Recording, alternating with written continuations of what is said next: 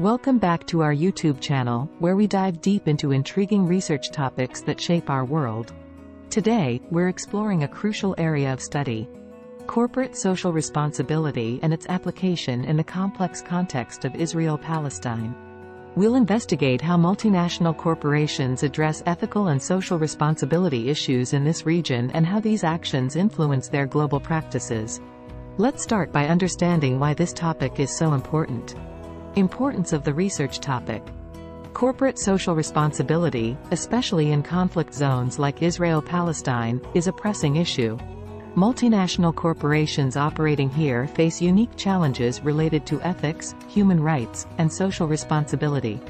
Understanding how these corporations navigate these challenges not only sheds light on their localized practices but also provides insights into the larger landscape of global business ethics.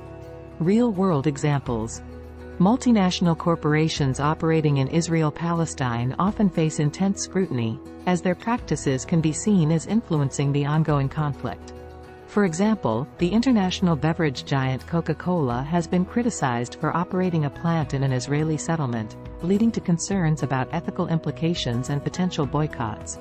Such cases raise questions about the role of corporations in perpetuating or mitigating conflicts and highlight the significance of our research. Another compelling example comes from the tech industry. Microsoft, a major multinational corporation, has faced ethical dilemmas when it comes to providing technology services to Israeli defense forces while also being a key player in the global tech scene. This situation underscores the complexity of balancing ethical considerations in conflict zones with global business interests, making our research into CSR and its impact all the more relevant. Chapter 1, Introduction. Chapter 1 typically includes an introduction to the research topic, a clear statement of the research problem, its significance, and a brief overview of the study's structure. It sets the stage for the entire research by providing context, justifying the need for the study, and outlining the key components to be addressed. Research problem. The research problem revolves around understanding how multinational corporations address ethical and social responsibility issues when operating in the complex and sensitive context of Israel-Palestine.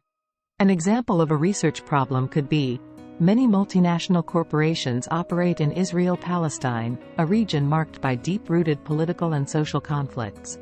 How do these corporations navigate their ethical responsibilities in such a challenging environment, and what impact does it have on their global practices? Research significance. This research is significant as it sheds light on a crucial yet underexplored aspect of CSR, where businesses must balance profit-seeking objectives with ethical responsibilities in a conflict-ridden area. It also helps stakeholders, policymakers, and corporations make informed decisions. For instance, the findings can guide companies to align their strategies with global ethical standards. Research questions. How do multinational corporations in Israel-Palestine address ethical and social responsibility issues? What influence do their practices in Israel-Palestine have on their global CSR policies?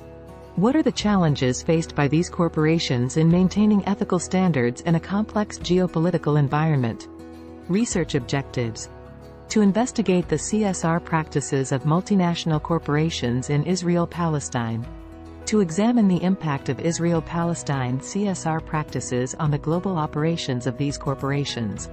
To identify the challenges faced by corporations in maintaining ethical standards in conflict-prone regions.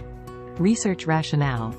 The rationale for this research is to provide a comprehensive understanding of how CSR operates in a conflict zone and the implications of these practices on a global scale. It is essential to bridge the gap in literature and inform both business strategies and policy decisions. For example, a study on this topic can help corporations enhance their CSR initiatives, contributing to global peace and stability. Chapter 2, Literature Review. Chapter 2, the Literature Review, comprises an in-depth examination of existing research, theories, and models related to the research topic. It critically analyzes and synthesizes prior studies, identifies gaps in the literature, and provides a theoretical foundation for the study's hypotheses and research questions. In the literature review, it is crucial to explore various subtopics that shed light on CSR in Israel-Palestine. CSR in conflict zones. Discuss how CSR operates in regions of conflict and its unique challenges. Example: analyze how companies like Microsoft and Intel have dealt with CSR issues in Israel-Palestine. Global impact of CSR in conflict zones. Explore the ripple effects of CSR practices in conflict zones on a global scale.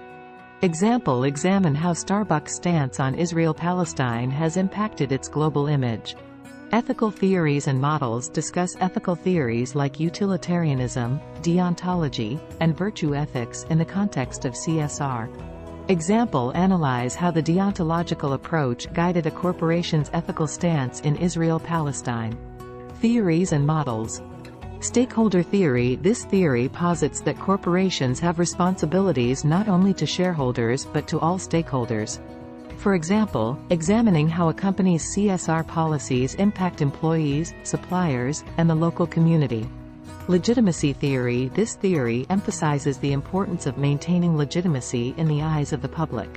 For instance, analyzing how a corporation's CSR efforts affect its perceived legitimacy globally. Triple bottom line. This model evaluates a corporation's performance based on economic, social, and environmental factors. Discuss how this model can be applied to analyze CSR efforts in Israel-Palestine. Literature gap. A literature gap in this area might be the lack of comprehensive research on the long-term consequences of CSR practices in Israel-Palestine on global corporate strategies. Future studies can aim to address this gap. Chapter 3, Methodology. Chapter 3, the Methodology chapter, outlines the research methods, techniques, and procedures employed in the study, including the research philosophy, approach, strategy, data collection methods, and data analysis techniques. It provides a detailed roadmap for how the research is conducted and helps ensure the study's validity and reliability. Conceptual framework. For this research, a suitable conceptual framework could involve 3 independent variables, such as CSR practices in Israel-Palestine, ethical stance, and global impact. The dependent variable would be corporate strategy. Research philosophy. A pragmatic research philosophy is recommended as it allows for a balance between the practicalities of the corporate world and the ethical considerations. Research approach. An inductive research approach is preferred as it enables researchers to derive generalized conclusions from specific observations. Research strategy. A mixed methods research strategy is suitable, as it allows for a holistic understanding of CSR practices. Data analysis. Qualitative data analysis methods would be appropriate to delve into the complexities of ethical decisions made by corporations in Israel-Palestine. Example: thematic analysis to extract common ethical themes. Ethical considerations. For ethical considerations, let's consider a real-world example of a corporation that faces dilemmas when operating in Israel-Palestine. A multinational corporation might need to ensure its products aren't used for military purposes by either side of the conflict. Limitations and delimitations. Limitations may include data accessibility, while delimitations may focus on specific industries or corporations. Chapter 4, Data Analysis. Chapter 4, the Data Analysis chapter, details the process of analyzing the collected data based on the chosen methodology. It presents the findings, interprets them, and may include tables, graphs, or visual aids to illustrate the results, drawing conclusions based on the analysis.